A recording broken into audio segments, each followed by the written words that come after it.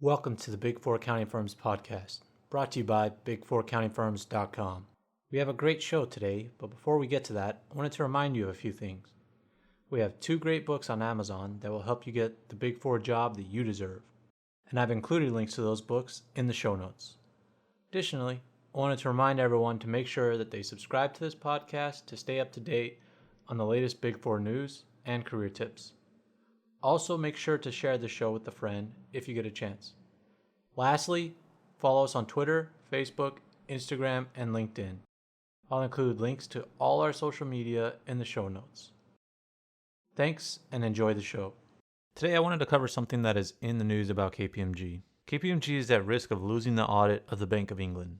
Now this might seem like huge news, but it is a routine thing that large companies and organizations have to face in Europe. They have to rotate or at least put the audit contract up to bid every 5 years.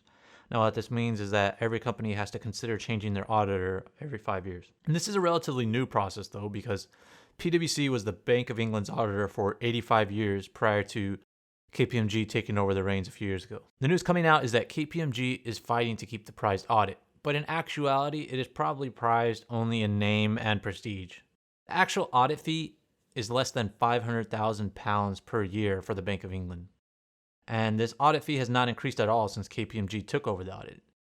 KPMG actually makes more money for the tax work that they do for the Bank of England than the audit work that they do for the Bank of England. Now, what does this mean? This isn't that big of a deal, but it goes to show you how hard it is to be an auditor nowadays. The expectation is that auditors remain independent. Since people realize that the audit firms aren't good at enforcing independence themselves, then government institutions had to come in and begin implementing laws that required firms to remain independent by forcing things like mandatory 5-year rotations.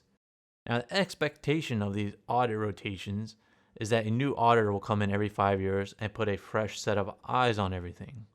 But what happens in reality? In reality, the auditor knows that they will be on the job for only about 5 years. So they do the minimum work possible to make the engagement profitable. They aren't as concerned with doing the best audit work, as they know they'll be out the door soon. They are more concerned with turning a profit on low fees. And audits are extremely administrative. There's a lot of templates and forms and databases to be filled out. So on a low fee under £500,000, you can believe that the audit partners aren't spending a lot of time combing through the financials of the Bank of England. They're more telling their managers and senior associates how to remain profitable and how to work efficiently. Now, what does this mean for the average Big Four accountant? This means that you will have to do your work faster and better every year if you are an auditor on a large company. And you most likely won't build lasting relationships on an audit account that faces this kind of 5-year mandatory rotation.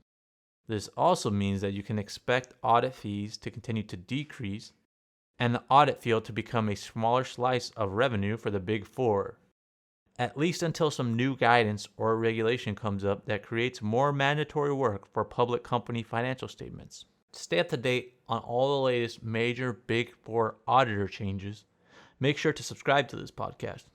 And we'd also appreciate your help in growing this podcast so we can continue to bring you the best Big Four content possible. You can help us grow by sharing this podcast with a friend and by providing us with a review on iTunes. I'll include a link in the show notes where you can provide us with a review on iTunes. You can also use that link to subscribe to this podcast. That's our show for today. Thanks for listening and have a great day.